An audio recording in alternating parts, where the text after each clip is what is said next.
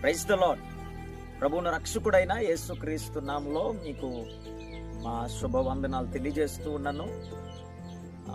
ఈరోజు దేవుని యొక్క వాక్యంలో ఎబ్బేజును గురించి ఒక మాట మనం నేర్చుకుందాం. ఎబ్బేజు తన సహోదరులందరికంటే ఘనము పొందినవాడై, ఎబ్బేజు ఇశ్రాయేలుల దేవుని గూర్చి మొరపెట్టిన వాడై ఉన్నాడని దేవుని లేఖనాలు సెలవిస్తూ ఉన్నాయి. ఇశ్రాయేలుల దేవుని గూర్చి మొరపెట్టేటువంటి ఎబ్బేజు, అతడు దేవుణ్ణి ఎప్పుడైతే మొరపెట్టాడో, దేవా నీవు నన్ను నిశ్చయముగా ఆశీర్వదించు, నా సరిహద్దులను విశాలపరచు, నీ చేయి నాకు తోడుగా ఉండ దయచేయు, కీడులో నుండి నన్ను తప్పించని ఎబ్బేజు దేవునికి మొరపెడితే, అతని మొరను, అతని ప్రార్థనను, అతని విన్నపాన్ని ఆలకించినటువంటి దేవుడు ఎబ్బేజుకు దేవుడు సమాధానమిచ్చి, ఎబ్బేజు దేవుణ్ణి అడిగినది దేవుడు ఎబ్బేజుకు దయచేశాడు.